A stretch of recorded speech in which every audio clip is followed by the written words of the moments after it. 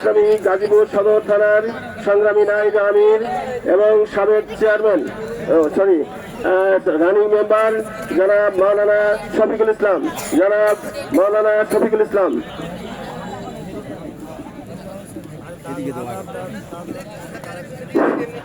نحمده ونصلي على رسوله الكريم أما بعد فأعوذ بالله من الشيطان الرجيم بسم الله الرحمن الرحيم يا أيها الذين آمنوا كتب عليكم الصيام كما كتب على الذين من قبلكم لعلكم تتقون صدق الله العظيم বাংলাদেশ জামাত ইসলামী বাওয়ালগড় ইউনিয়নের উদ্যোগে আজকের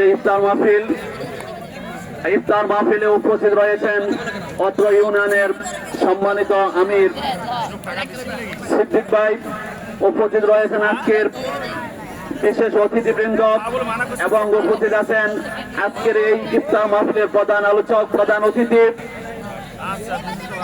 গাজীপুর জেলার সাবেক গাজীপুর সদর থানার সাবেক আমির এবং গাজীপুর জেলার বর্তমান তারবিয়াত সেক্রেটারি মোহাম্মদুল্লাহ ভাই এবং উপস্থিত বুজাদার ভাইয়ের আসসালামু আলাইকুম ওয়া রাহমাতুল্লাহি ওয়া বারাকাতুহু।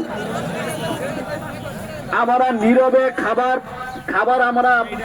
আমরা চালাবো, কিন্তু আমরা কথা বলবো না। 2-4 মিনিট আমরা একটু নীরবে কথা শুনবো, আমাদের ইফতার আমাদের কাছে পৌঁছে যাবে। সম্মানিত ভাইরা, এই যে রোজার মাস গিয়ে দেখেন আমরা সব শ্রেণীর মানুষই কম বেশি রোজা রাখছি না?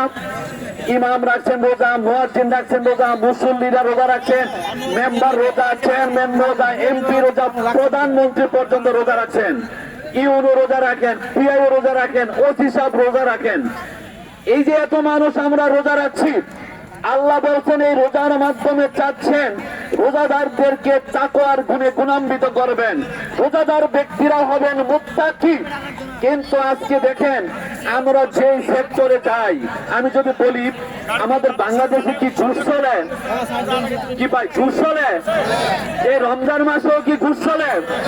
তাহলে যেই ব্যক্তি রোজা রাখছেন অবশ্যই ওনার মধ্যে তাকওয়ার গুণ সৃষ্টি হয় নাই, হয়েছে?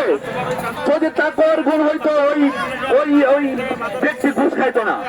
ওইটা উনি পুলিশ বলেন, ওসি বলেন, ইউনো বলেন, পিও বলেন, যা বলেন।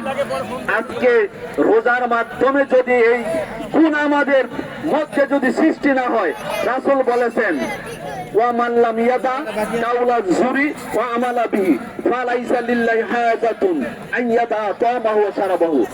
কোন ব্যক্তি যদি রোজা রেখে সে মিথ্যে কথা এবং মিথ্যা কাজ যদি সে ছাড়তে না পারে, রাসূল বুঝাইলেন যে তার না খাইয়া থাকা আল্লাহর কোনো দরকার নাই।